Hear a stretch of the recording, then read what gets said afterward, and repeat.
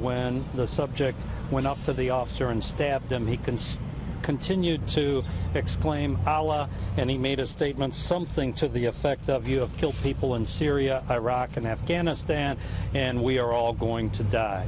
Thus are determining, obviously, this we're going to investigate it as a terrorist act.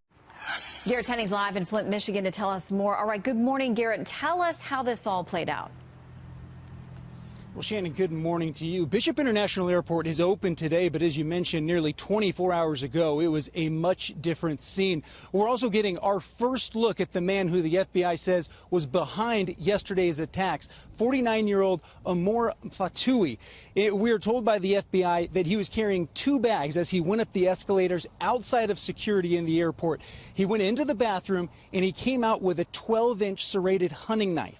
He yelled Allahu Akbar before stabbing Police Lieutenant Jeff Neville in the neck, and then yelled something along the lines of, "You have killed people in Syria, Iraq, and Afghanistan." Witnesses described seeing blood everywhere, and even after being stabbed, the officer continued to fight Fatoui until another officer came in and helped to take him down. At that point, the attacker reportedly asked the officer, "Why didn't you kill me?" Here is how one woman described seeing him arrested. They were taking the man in handcuffs down the other side.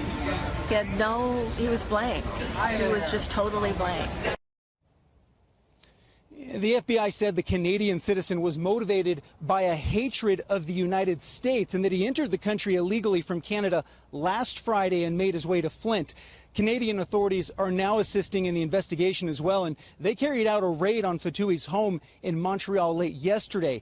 At this point, he has only been charged with committing violence at an airport, but the FBI has said that he will likely be facing additional charges as they continue their investigation. As for the officer who was attacked, we were told this morning by a colleague of Lieutenant Neville that he is doing fine, that he is in good spirits, and that he is now sitting up at the hospital and he's talking with folks. Very welcome news after a very scary situation yesterday, Shannon. Absolutely, Garrett. All right, so what happens next? Is there a court date? Well, he had his initial court appearance last night, and it was very brief, but according to the local Flint Journal newspaper, he was wearing a face guard as he entered the courtroom, apparently because he had spat on one of the U.S. Marshals that was bringing him in. We are told now that he is going to be held detention here until in the county jail until he has his detention hearing sometime next week. Shannon? All right, Garrett Tenney live for us in Flint, Michigan. Thank you.